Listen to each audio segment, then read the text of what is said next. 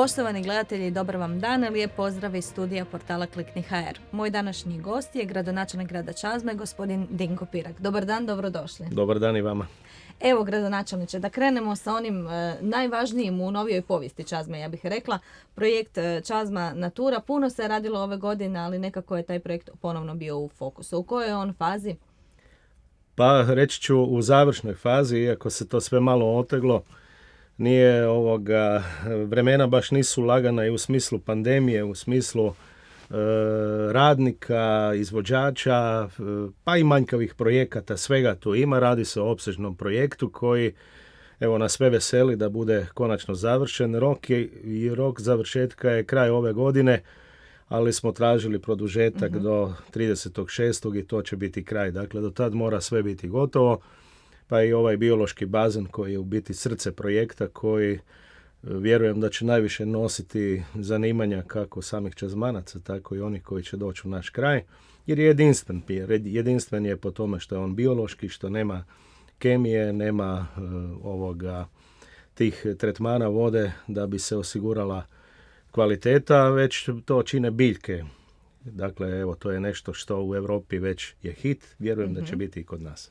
Rekli ste, dobar primjer imamo u Sloveniji, na temelju tog primjera ste zapravo i gradili svoju priču. Računate nakon što bazen bude otvoren na dolazak gostiju, ne samo tu iz našeg kraja, nego puno šire? Pa božićna priča nam već kazuje da je naš kraj zanimljiv. Zanimljiv je po svjetlu kojih ovih dana imamo, ali evo to nam pokazuje interes ljudi koji dolaze ko zna otkud iz susjednih zemalja, iz cijele Hrvatske, gledati božićnu priču, pa i evo svima je lijepa naša priroda, naš kraj, naša bogata povijest, sve ono što bismo mogli u tom paketu sada sa Naturom zapakirati i ponuditi da ljudi dođu u naš kraj, da i ugostitelji tu vide nekakav svoj smisao, smještajni kapaciteti, sve se može razvijati, pa i OPG-i koji mogu svoje proizvode prodavati, sve je to šansa. Dakle, svi mi imamo šansu koju trebamo iskoristiti. Dakle, ne samo mi koji trenutno vodimo grad, kojima su ljudi dali povjerenje, već svi koji tamo živimo. Vidimo da smo zanimljivi, blizu smo Zagreba, evo, to je to kuda trebamo ići. Sjajno. Osim na projektu Čazma Natura, radilo se i na ovim drugim tekućim projektima, ajmo tako reći, ulagalo se i u komunalnu infrastrukturu. Jeste li zadovoljni učinjenim? Što se sve radilo? Pa nikad ne možeš biti zadovoljan, jel? No da se radi sistemski svih ovih godina, mogu reći da, evo vodovode smo uglavnom završili, svugdje svako naše naselje, svaki zaseok ima pristup vodi, plinu. Kanalizacija je fokus u budućnosti, to je ono što trebamo raditi. Ušli smo u program aglomeracije, što već evo neki drugi gradovi su možda već i snažniji u tome, ali naš fokus je bila vodoopskrba, tako da smo taj dio sada završili i idemo ka drugom, to je upravo kanalizacijski sustav, to je odlagalište koje moramo zatvoriti i koje mora se pretvoriti u pretovarnu stanicu, reciklažno dvorište koje smo već napravili, ali to treba sve poboljšati, taj sustav odvajanja otpada i u stvari nogostupi. Nogostupi su ono što građani traže evo, u našim naseljima prigradskim, to su državne prometnice koje su dosta opterećene, zahtjevne, za pješake prije svega i opasne i sa Hrvatskim cestama, sa ministrom Butkovićem ovih dana i sa našim saborskim zastupnikom Totgergelijem koji mi je osigurao taj sastanak. Evo imam obećanja da sljedeće godine krećemo u obnovu nekih gradskih ulica koje su i državne ceste, to je ulica Svetog Andrije konačno i kružni tok jedan koji bi tamo trebao biti uređen. Proširenje ceste u Grabovnici jer je opterećena teškim širokim vozilima a cesta je uska, znači treba cestu proširiti. I naravno nogostup prema Dapcima je taj fokus na koji moramo gledati u budućnosti, gdje će nam Hrvatske ceste uskočiti sa obnovom kompletne prometnice u smislu kritičnih mjesta, kritičnih točki koje treba popraviti, ali i u nogostupu koje evo, ljudi dugo očekuju. Idemo u tom smjeru da to bude napravljeno kroz ovaj mandat koji je u tijeku. Županijske prometnice, to vam je dugo bila bolna tema, niste uspjevali I dalje. pronaći. I dalje. Ali ipak sad imamo evo, novu županijsku vlast s kojom puno bolje surađujete nego sa prijašnjom. To je samo jedan od segmenata suradnje. Što sve očekujete od novog župana i suradnika? Očekujemo puno. Puno smo toga obećali ljudima, kako župan, tako i mi evo koji smo na gradskim razinama. No ono što me veseli to je ta sinergija koja konačno bi trebala dati neke rezultate. Jer do sad je nije bilo, ne samo sa gradom Čazma. Pitajte ostale načelnike i gradonačelnike. Samo neki načelnici su bili možda privilegirani kod bivšeg župana. No o bivšima sve najbolje, kak se veli, daj mu Bog zdravlje. Ali da nam je ostavio ostavštinu koja eto baš nije na slavu niti njemu, niti onima koji su ga podržavali, to je točno.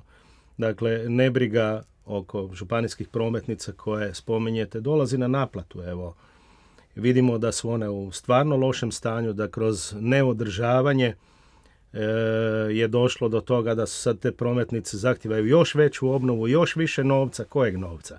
Pa novca od građana koji plaćaju neke naknade kroz registraciju vozila, a Čazmanci evo uberu oko 3,5 milijuna kuna za održavanje županijskih cesta. Godišnje. Dakle, godišnje. A prihodovali smo nazad u vidu održavanja i asfaltiranja prometnica vrlo, vrlo malo. Negdje je taj novac završio. Neko bi trebao i pitati gdje, ali to nije moj posao. To je posao nekih drugih ljudi. Kad govorimo o novcu, svake godine u gradskom proračunu osigurate naknade za različite skupine građana. Od onih najmlađih, novorođenih, školaraca, studenata, preko vatrogasaca po kojima ste poznati sve do umirovljenika. Mogu li Čazmanci u idućoj godini računati na te potpore? Pa to je javni novac. To je novac od naših građana. U nekom dijelu se on mora vratiti. Među prvima smo započeli evo te potpore za novorođenčad. Nisu one velike, nisu one i ne mogu biti, jer ako se čovjek samo fokusira na te stvari, onda kako ćemo ovo drugo o čem smo razgovarali, infrastruktura i nešto poboljšanje životnih uvjeta svih, jel? Ali je neka simbolika, pa i umirovljenik kak dobije i 150 kuna, eto to je nešto da ga je neko se sjetio i tako da evo, na neki način bude zapažen kao i svaki naš drugi stanovnik. Ako je to učenik koji je dobio knjige dok nije država nabavljala, evo mi smo to činili u početku, ali kompletne knjige, znači s radnim materijalom i tako, evo to su i neki drugi gradovi preuzeli. Mi i dalje financiramo i taj radni materijal što država ne plaća i to ćemo činiti u budućnosti. Stipendije nemamo, ali imamo učeničke kredite i koji se mogu pretvoriti u stipendiju, ali je odgovornost podijeljena. Znači, sam student, o njemu ovisi. Ako je izvrstan, ako je odličan, njemu će se kredit koji je podignut pretvoriti u stipendiju. Dakle, gradski proračun će vratiti kredit. To jest, za studenta je to stipendija. Mislim da je to bolje nego stipendirati, onda imamo tu svašta, jel? Onda bi neko trebao vratiti novac ako ga nije iskoristio. To su zavrzlame i to je jako teško. A ovako je odgovornost podijeljena i vjerujem poštenija. Jel? Niz drugih stvari evo, imamo gdje želimo ljudima prilagoditi se. Smanjili smo prirez na 5%, evo, i to je pozdravljeno od građana. Idemo ka tome da bude potpuno oslobođenje, ali evo dok bude trenutak, imamo puno projekata, od nekud to treba i platiti. Ne možeš svega se odreći, jer onda ne možemo raditi, ne možemo delati. Tako je. Evo, neke smo već spomenuli, dovršetak Čazma tura, obnova određenih prometnica u gradu. Što će još u idućoj godini biti najvažniji projekti u Čazmi?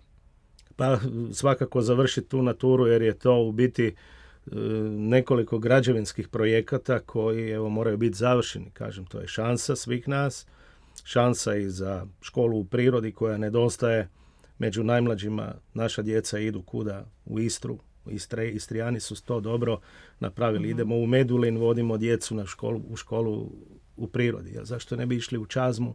Zašto ne bi išli u Bjelovar? Neke naše lijepe sredine gdje imamo što pokazati.